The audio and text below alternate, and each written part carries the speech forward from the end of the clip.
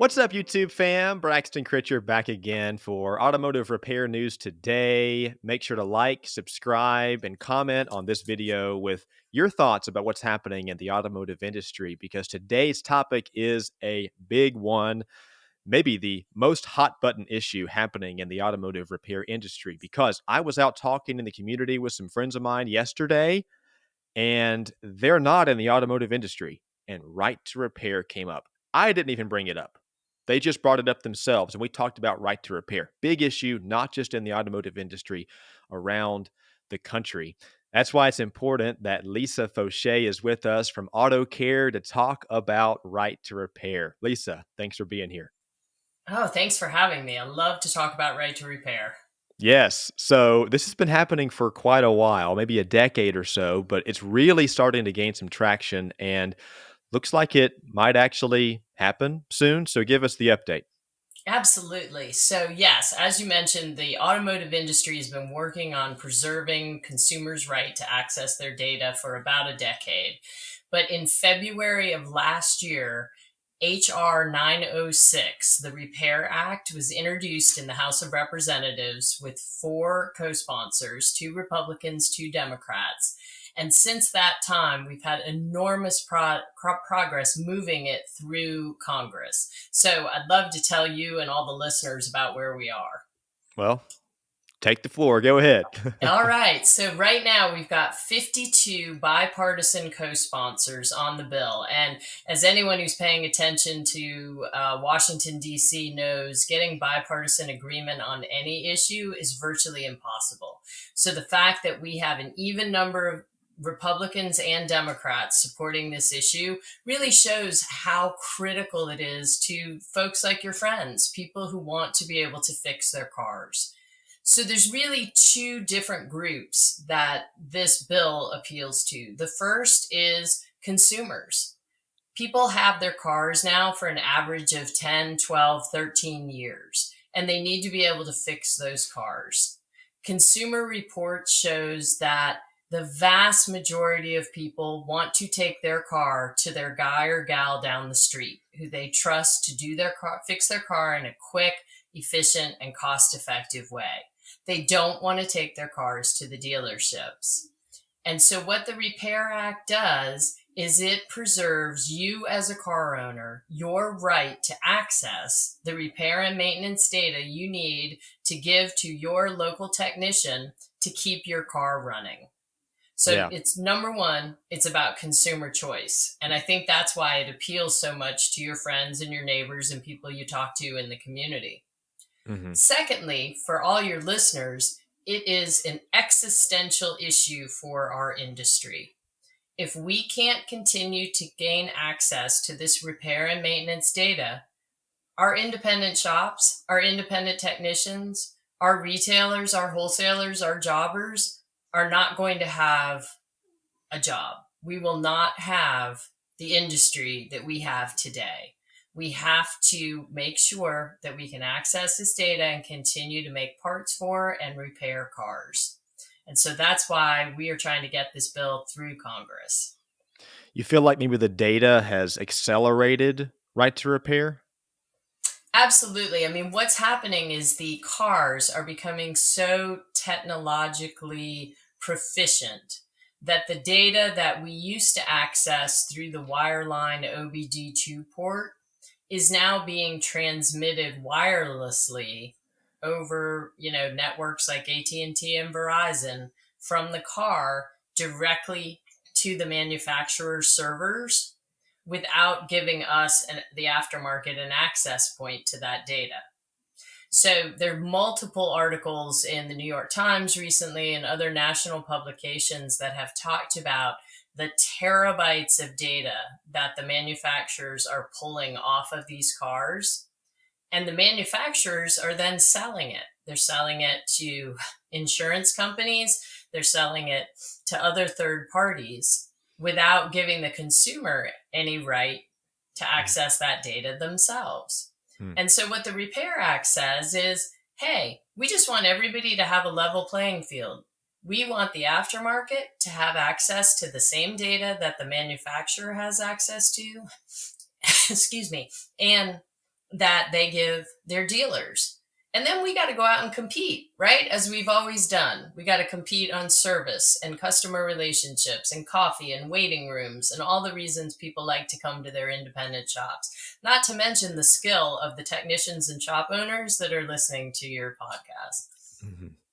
So, coming from an outside perspective, kind of like mine, this has been happening, like you said, for about a decade. But to me, when I've needed repair on my car, I've always had the choice. Without right to repair, are you saying that that choice would soon be limited? That I would be forced to go to a certain place to get repair on my car? That is exactly what we're saying and exactly why this is such a critical issue. So, Wow. both the aftermarket and the auto manufacturers agree on the following fact that 70% of car repairs in this country after warranty are done in the aftermarket. We fix all the cars Mhm. because people like to go to our places of business. And we have to be able to preserve that right to keep all these cars on the road because you don't want to be forced to go to your dealership. It's far away. It's expensive. You're going to have to take a day off from work. You're going to have to get childcare. You're going to have to get an alternate vehicle. You don't want to do that. And so we're saying to legislators, you make sure that people can still use the repair shop of their choice. Mhm. And so you're saying the new technology, new data, most dealerships are going to have the right to repair those kind of cars, but independents are trying to force their way in to make sure they do as well. Yes, that's Okay. absolutely right. Okay. If you think about the Tesla model, if you think about where, Tesla does not allow you to go anywhere but a Tesla, Right. authorized repair shop. Right. We don't want a world where the Tesla model prevails. Yeah. Okay. So tell me this. So in all legislation, in any sort of voting as a citizen of the state of North Carolina, United States, when somebody like myself votes, a lot of times you feel like your vote doesn't really matter because there's so many people, this and that.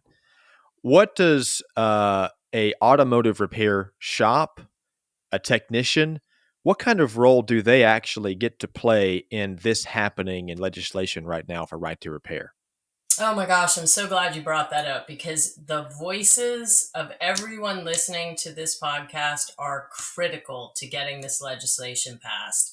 We have made enormous progress in the last year and a half. We've gotten it through the subcommittee in the House of Representatives.